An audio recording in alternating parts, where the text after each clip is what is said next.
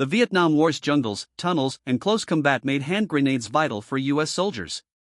Grenades cleared bunkers, broke ambushes, marked landing zones, destroyed supplies, and forced enemies from cover. Fragmentation, smoke, incendiary, and chemical grenades shaped small unit combat across Vietnam. M26 Fragmentation Grenade. The M26 Fragmentation Grenade was an early Vietnam War standard. Smooth-bodied and compact, it relied on an internal fragmentation coil, making it effective but sometimes inconsistent in dense jungle terrain. M26A1 Fragmentation Grenade. The M26A1 improved safety with a better fuse system. It was widely issued to infantry units and used during patrols, ambushes, and bunker clearing operations in Vietnam's close combat environment. M26A2 Fragmentation Grenade. Designed for tropical climates, the M26A2 featured enhanced explosive stability. It reduced accidental detonations and performed more reliably in Vietnam's heat, humidity, and muddy battlefield conditions. M33 Fragmentation Grenade. The M33 was essentially an M26 body fitted with a modern fuse. It offered improved safety and consistency, serving as a transitional grenade between early and later Vietnam-era designs. M61 Fragmentation Grenade. The M61 introduced a critical safety clip that prevented accidental arming. This made it safer for jungle movement in airborne operations, where falls and sudden impacts were common. M67 Fragmentation Grenade. The M67 became the most iconic grenade of the Vietnam War.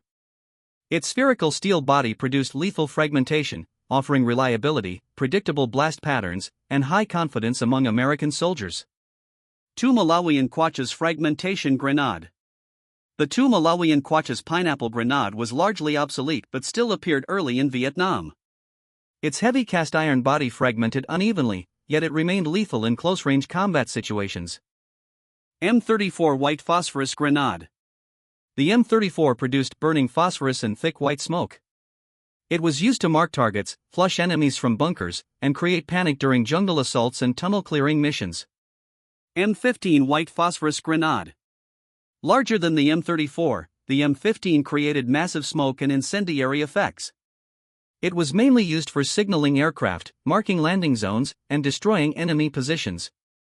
M18 Smoke Grenade, Green. The green M18 smoke grenade was used for signaling friendly units and marking positions. It played a vital role in helicopter operations and coordinated infantry movement.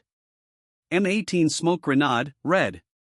Red smoke grenades were commonly used to mark landing zones and targets for airstrikes. Visibility from aircraft made red smoke especially useful in dense jungle environments. M18 Smoke Grenade, Yellow. Yellow smoke grenades served signaling purposes and visual identification. They helped distinguish friendly positions during chaotic engagements and extraction operations under fire. M18 Smoke Grenade, Violet. Violet smoke was used for unit identification and coordination. Multiple smoke colors reduced confusion during complex operations involving infantry, helicopters, and supporting aircraft. And M8 Smoke Grenade. The M8 was an older cylindrical smoke grenade still widely used in Vietnam. It provided concealment, marked landing zones, and supported battlefield communication despite its aging design. M7A3 CS Gas Grenade. The M7A3 CS gas grenade dispersed tear gas to incapacitate enemies. It was especially useful in tunnels, bunkers, and villages where lethal force was not immediately required. M25 CS Gas Grenade. The M25 delivered CS gas with greater concentration. It was employed during tunnel clearing and crowd control situations, forcing enemy combatants to abandon enclosed positions. M6A2 CS Gas Grenade. The M6A2 was designed for extended gas release. It provided sustained irritation, making it effective against fortified or hidden enemies resisting evacuation from covered areas. M14 Thermite Incendiary Grenade. The M14 burned at extreme temperatures. It destroyed weapons, vehicles, radios, and ammunition. It was commonly used when equipment had to be denied to enemy forces. M69 Incendiary Grenade. The M69 dispersed burning gel over wide areas. It was effective against bunkers, vegetation, and supply caches, particularly in jungle warfare where enemies relied on concealment. M1 Practice Grenade. The M1 Practice Grenade was used for training. It simulated grenade handling and throwing without lethal effects, helping soldiers prepare safely for combat conditions in Vietnam. M21 Practice Grenade. The M21 allowed repeated use during training. Soldiers learned timing, throwing techniques, and safety procedures before deploying live fragmentation grenades in combat zones. M30 Practice Grenade. The M30 replicated the size and weight of live grenades. It used a small charge for sound and smoke, enhancing realism during stateside and in-theater training. M40 Practice Grenade. The M40 was a reusable practice grenade body. It helped soldiers master grenade handling, pin removal, and throwing accuracy under simulated battlefield stress. M62 Practice Grenade. The M62 mirrored the M67 in shape and handling. It ensured soldiers trained with equipment identical to live grenades, reducing mistakes during actual combat. M8 Signal Grenade. The M8 signal grenade produced visible signals for coordination. It helped communicate between units and aircraft when radios failed or visibility was limited. M9 Signal Grenade. The M9 created brighter visual signals. It was used during night or poor visibility conditions to mark friendly positions and coordinate battlefield movements. 1 Malawian Kwacha Illumination Grenade. The 1 Malawian Kwacha produced brief illumination. It was used to expose enemy movement at night, though its limited duration reduced overall effectiveness in sustained engagements. M84 Stun Grenade, experimental use. Early stun grenades were tested late in the war. Designed to disorient rather than kill, they reflected evolving thinking toward non-lethal battlefield control. M22 Smoke Grenade.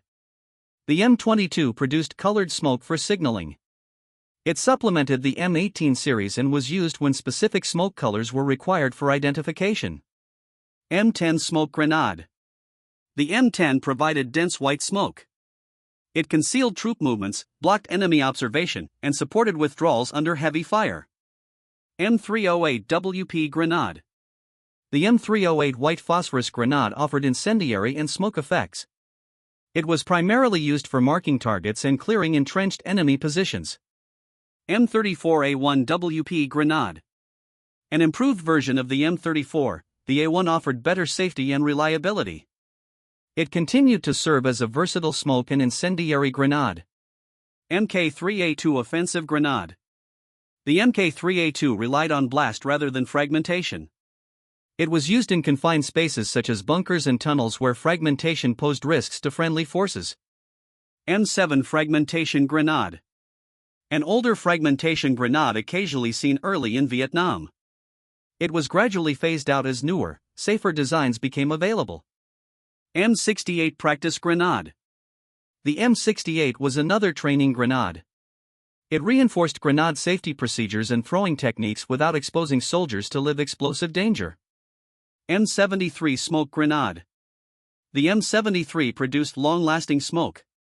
It was designed for sustained concealment during prolonged movements or defensive operations. M74 Smoke Grenade. The M74 emphasized signaling reliability. It ensured consistent smoke output in Vietnam's unpredictable weather conditions. MK2A1 Fragmentation Grenade. A modified 2 Malawian Kwachas variant with improved fuse safety.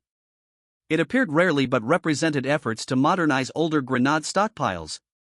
M12 Training Grenade. The M12 was used in classroom and field training. It helped soldiers become familiar with grenade components and safe handling. M18A1 Claymore, hand-deployed use. Although primarily a mine, claymores were sometimes manually detonated in grenade-like roles for ambush defense and perimeter security. U.S. hand grenades in the Vietnam War reflected adaptation to jungle combat, close engagements, and unpredictable terrain. Each grenade served a specific role, shaping how American soldiers survived and fought.